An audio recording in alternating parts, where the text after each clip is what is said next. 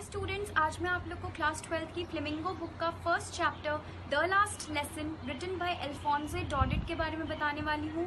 इस चैप्टर को मैंने पेज वाइज समरी दी है आप लोग को इस वीडियो में, सो दैट आपको इस चैप्टर का एक जिस्ट मिल सके, and that too in Hindi language, so that it is convenient for you. So आइए चलिए अब हम आगे चैप्टर देखते हैं।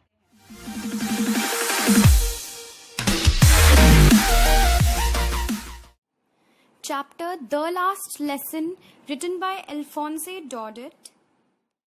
सबसे पहले तो मैं आपको एक थीम बता देती हूँ इस चैप्टर का। सबसे पहला थीम है कि जो प्रोक्रास्टिनेशन है, जो बच्चे जनरली करते हैं, अपना सारा काम पाइल अप कर देना, दैट इज प्रोक्रास्टिनेशन। सो हमें ये नहीं करना चाहिए क्योंकि एंड में फिर बहुत प्रॉब्लम हो जाती है हमें ही। देन सेकंड यहाँ पे थीम है पेट्रियोटिज्म। इसका मतलब है लव फॉर योर कंट्री, ठीक है। सो जो आपकी कंट्री है, जो आपका नेशन है, उसके लिए आपका जो भी प्यार है, उसके लिए आपका जो भी रिस्पेक्ट है, so that is referred here. First page की समरी देखते हैं। सबसे पहले यहाँ पे जो फ्रांस है और सेकंड जो है एम हेमल, ये दोनों मेन कैरेक्टर्स हैं स्टोरी के। तो फ्रांस अपने स्कूल की तरफ जा रहा होता है और वो ऑलरेडी बहुत लेट हो चुका होता है, एंड उसे डर लग रहा होता है स्कूल जाने से। क्यों? क्योंकि जो एम हेमल है, उसके फ्रेंच टीचर हैं, वो उससे पार्टिसिपल्स पर क्वेश्चंस पूछने वाले हैं, लेकिन फ्रांस को उनके बारे में एक वर्ड भी नहीं आता है।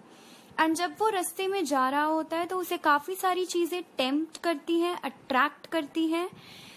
क्या क्या चीजें हैं वो? सबसे पहली चीज कि बहुत अच्छा और मतलब बहुत वार्म वेदर है, the sun is shining so bright, and जो बर्ड्स हैं वो वुड पर चहक रही हैं, एंड जो वुडन फैक्ट्री है, जो वुड फैक्ट्री है, दैट इज द सॉमिल। सॉमिल में प्रशियन सोल्जर्स जो हैं वो ड्रिल कर रहे हैं, ठीक है, अपना वो काम कर रहे हैं। सो अब सेकंड पेज पे चलते हैं हम। सेकंड पेज में जब फ्रांस जा रहा होता है अपने स्कूल की तरफ, तो रास्ते में एक बुलेटिन बोर्ड को वो क्रॉस करता है, ठीक है। बुलेटिन बोर्ड क्या है? एक बोर्ड है जहां पर जो भी न्यूज आनी होती है दूसरे कंट्रीज से, दूसरे डिस्ट्रिक्ट से, वो न्यूज आती है, एंड ज्यादातर बैड न्यूज आती है, ठीक है। सो इस बार भी ऐसी ही कोई न्यूज आई है, बट फ्रांस को उसके बारे में पता नहीं है और फ्रांस अपने स्कूल की तरफ जा रहा है। वहां पे रास्ते में उसे एक ब्लैकस्मिथ वॉचर, जिसका नाम है वॉचर, उसे रोकता है और उसे एक टॉन्ट पास करता है, या फिर उस पर एक कमेंट पास करता है कि इतनी जल्दी मत जाओ तुम, अभी बहुत ज्यादा टाइम है तुम्हारे स्कूल को स्टार्ट होने में, ठीक है। सो फ्रांस को लगता है कि वो टॉन्ट पास कर रहा है मेरे पे क्योंकि मैं ज्यादातर लेट हो जाता हूँ स्कूल के लिए। सो वो वहां से उस पर अटेंशन दिए बिना वो वहां से चला जाता है, ठीक है। देन वो जब स्कूल पहुंचता है तो जनरल एटमॉस्फेयर जो होता है स्कूल का, वो उससे काफी डिफरेंट एटमॉस्फेयर वहां पर देखता है। सो जनरल एटमॉस्फेयर स्कूल का क्या है, वो इम्पोर्टेंट क्वेश्चन है। जनरल एटमॉस्फेयर ये है कि वहां पे बहुत ज्यादा हसल बसल रहती है, दैट इज बहुत ज्यादा मूवमेंट हो रही होती है। सेकेंडली, जो डेस्क होते हैं क्लासरूम के, उसके ओपनिंग एंड क्लोजिंग साउंड्स रहते हैं। तीसरी चीज, जो लेसन्स है वो बच्चे सब कोरस में रीड कर रहे होते हैं लेसन्स, और जो टीचर है वो अपना रूलर, जो उनके पास स्केल है, जो स्लेट है, वो अपने डेस्क पे उसे बैंग कर रहे होते हैं। सो आज ऐसा कुछ भी नहीं हो रहा है वहां पर, सब कुछ एकदम स्टिल है, एकदम क्वाइट है। तो फ्रांस को ये चीज सरप्राइज करती है, ठीक है। सो इसी सेकंड पेज में एक और चीज हो रही होती है। जो टीचर है एम हेमल, वो एक क्रैंकी टीचर है फ्रांस के अकॉर्डिंग, बट आज जब फ्रांस लेट हुआ है स्कूल के लिए, एंड वो जब अपने क्लास के सामने जाता है, तो उसके टीचर एक बहुत ही सिंपल टोन में उसे कहते हैं कि जल्दी से जाके तुम अपनी सीट पर बैठ जाओ। सो वो उसे डांटते नहीं हैं। ये फ्रांस के लिए एक बहुत ही डिफरेंट चीज होती है, क्योंकि उसे लगता है कि उसके टीचर आज बहुत डिफरेंट बिहेव कर रहे हैं। आफ्टर दिस, अब जो थर्ड पेज है वहां पर सबसे पहले जो एम हेमल टीचर हैं उनके क्लोथिंग के बारे में बताया है कि जनरल क्लोथ्स जो वो पहनते थे नॉर्मल डेज पर, आज उन्होंने कुछ अलग पहना है उससे। आज उन्होंने एक ग्रीन कलर का कोट पहना है एंड एक ब्लैक सिल्क कैप लगाई है और एक फ्रिल्ड शर्ट पहनी है, ठीक है।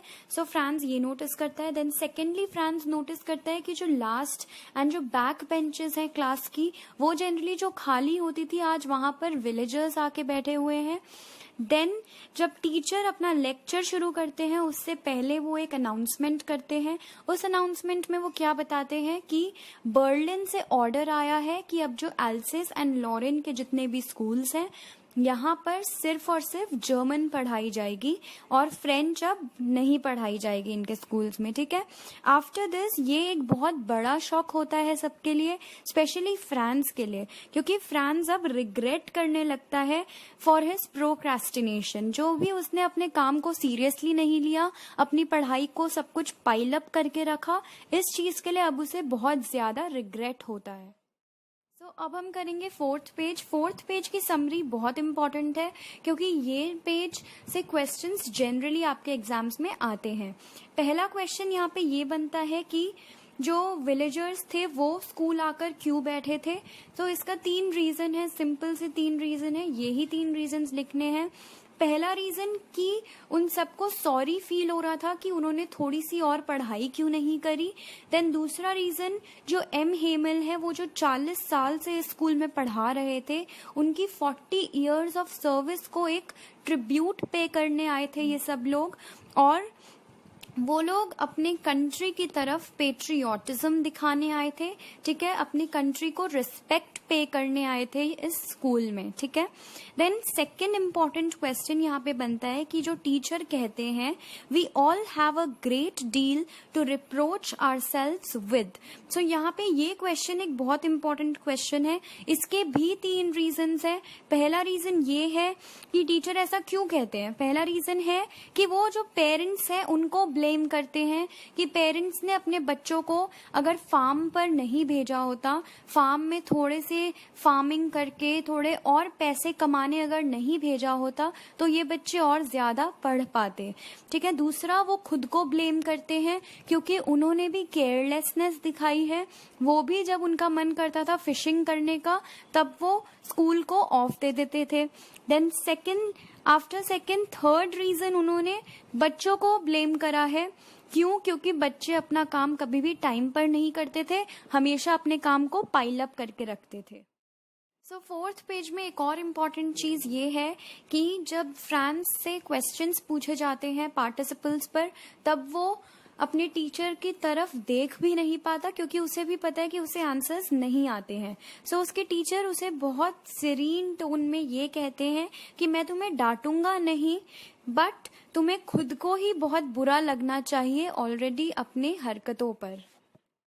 सो फिफ्थ पेज में सबसे पहले एम हेमल ने अपनी लैंग्वेज फ्रेंच को डिस्क्राइब करा है। उन्होंने कहा है कि एक बहुत ही क्लियर, लॉजिकल और सिंपल लैंग्वेज है, ब्यूटीफुल लैंग्वेज है। एंड उन्होंने कहा कि हम हमारी लैंग्वेज को जब तक गार्ड कर सकते हैं तब तक हमें कोई भी एनस्लेव नहीं कर सकता।